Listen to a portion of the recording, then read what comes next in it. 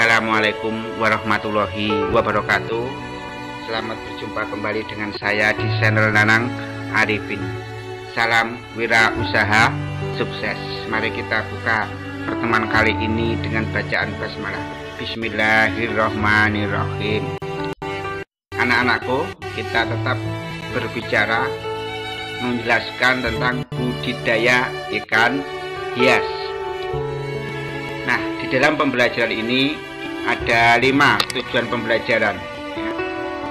Yang pertama adalah siswa dapat menjelaskan ciri-ciri dari ikan gupi. Ini ciri-ciri dari ikan gupi tersebut.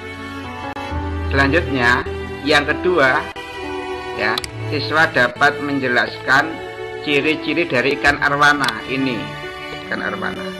Kalau ikan gupi ini. Yang ketiga, siswa dapat menjelaskan ciri-ciri ikan koki. Ikan koki itu seperti ini. Yang keempat, siswa dapat menjelaskan ciri-ciri ikan cupang. Ini ikan cupang. Yang kelima, siswa dapat menjelaskan ciri-ciri ikan koi. Ini ikan koi. Akan Bapak jelaskan secara singkat, padat, dan jelas. Yang pertama, Bapak akan bicara tentang ciri-ciri dari ikan gupi. Kalau nama latinnya adalah Poecilia reticulata. Ini gambar dari ikan gupi. Ikan ini asalnya bukan dari asli Indonesia, tapi dari Amerika Tengah. Nah, ini Amerika Tengah. Amerika Tengah dan Amerika Selatan. Berarti daerah Brasil. Kalau kita lihat, ini daerah tropis. Artinya kondisinya sama dengan yang ada di negeri kita, di Indonesia. Sehingga ikan yang hidup di sini bisa dipelihara di Indonesia. Ikan ini masuk ke Indonesia ini tahun 1929. Waktu kita masih dijajah Belanda. Ini sudah banyak di daerah Jawa Barat. Ini sudah ada di Parit di daerah Jawa Barat. Saat ini ikan gupi itu sudah banyak kita temui di air tawar di Indonesia. Jadi ikan gupi, kalau kita lihat ikan gupi ini dari daerah ikan gupi ini dari Amerika Tengah.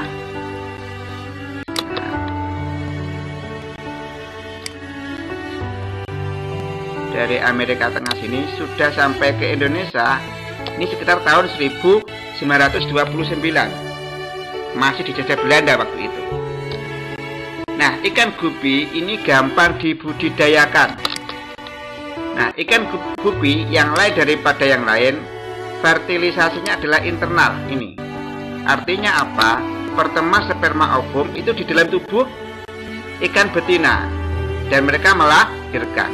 Umumnya ikan ini adalah biasanya fertilisasi eksternal.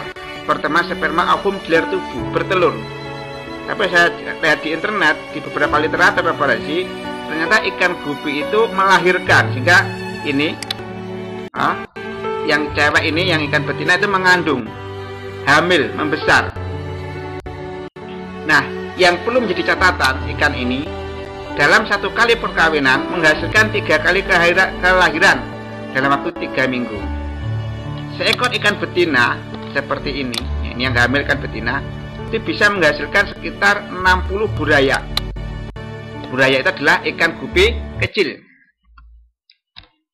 Nah, selanjutnya yang terkenal lagi adalah ikan arwana. Yang kedua, ini ikan arwana. Nama latinnya Sclerophagus spesies. Ini salah satu ikan endemik yang ada di Indonesia. Apa itu endemik? Dia hanya ada di Indonesia, tidak ada di daerah yang lain. Ditemukan di mana? Di perairan Kalimantan dan Papua. Dulu ikan itu ikan buruan, sekarang sudah dibudidayakan, sudah diternakkan.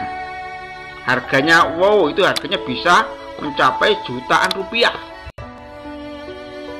Sentra produksi ikan ini ada di daerah Sumatera dan di daerah Kalimantan. Harganya jutaan rupiah. Ini banyak yang berburu karena indahnya ikan ini. Yang ketiga adalah ikan koki. Ini ikan koki, gambarnya ikan koki seperti ini. Nama latinnya Cararius auratus. Ini masih satu keluarga dengan ikan mas yang dikonsumsi, hingga warnanya hampir sama. Ikan ini ternyata dari Cina, tapi yang mempopulerkan Jepang, masih di kawasan Asia. Ikan ini sudah lama masuk di Indonesia. Bahkan sentra produksi yang terkenal saat ini di daerah sekitar kita, di Tulungagung, Jawa Timur, di daerah kota. Kota Tulungagung itu memproduksi 50 juta ekor ikan koki. Ada dipasarkan domestik, ada juga diekspor ke luar negeri. Meskipun ikan ini murah, tapi dapat dibudidayakan secara massal. Yang selanjutnya adalah ikan cupang. Ini gambar ikan cupang. Nama latinnya Betta sp. Endemik hewan ini hanya ada di Asia Tenggara termasuk Indonesia. Ikan ini tinggalnya di rawa-rawa, tinggal di daerah tropis yang cukup mendapat sinar matahari. Yang luar biasa, ikan ini bisa hidup di daerah yang sedikit air, sedikit oksigen.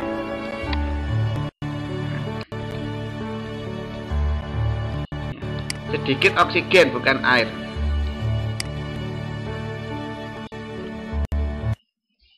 Maaf.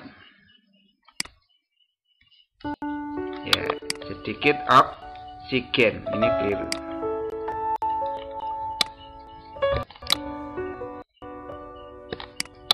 Oksigen.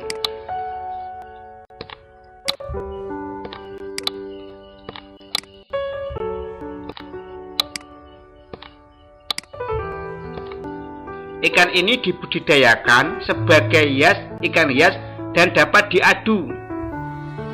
Ikan ini mudah dibudidayakan karena dapat hidup dengan daerah yang sedikit oksigen. Yang terakhir, ini adalah ikan koi. Nama latinnya Cipinus carpiu. Kota Blitar itu kan juga sebagai maskotnya patung ikan koi. Ikan ini pertama dikembangkan di Jepang, merupakan hasil persilangan ikan karper tahun 1820. Ya, ini kita masih dijajah Belanda kala itu. Nah, ikan koi atau nama latinnya Cipinus carpiu. Ikan ini dipelihara di kolam yang bukan akuarium tapi di kolam, karena warnanya menarik, indah jika dilihat dari atas. Ikan ini memang sulit untuk dibudidayakan. Di Blitar, sentra budidaya ikan koi itu ada di kota Blitar dan di desa Tambak Boyo. Di desa Tambak Boyo yang memulai adalah ini, tokoh wirausaha ikan koi Jawa Timur, namanya adalah Bapak Mas Huri. Beliau sudah kelahiran sekarang usianya 69 tahun, hampir 70 tahun. Dia belajar pertama kali ketika dia di Sukabumi melihat budidaya ikan koi. Ketika pulang, lalu menggerakkan masyarakat untuk membudidayakan ikan koi. Sehingga sekarang ini dia menjadi tokoh wirausaha ikan koi di kota Blitar. Pesan beliau kepada para kaula muda ini, saya ingin masyarakat menekuni budidaya ikan koi. Dengan cara itu mereka bisa menjadi pengusaha dan entrepreneur, sehingga tidak bergantung lagi untuk mencari pekerjaan di luar kota atau di luar negeri. Karena dengan entrepreneur mereka bisa sukses. Mari kita tutup acara ini dengan doa akhir majelis. Subhanakallahumma wa bihamdika asyhadu alla ilaha illa anta astaghfiruka wa atubu ilaik.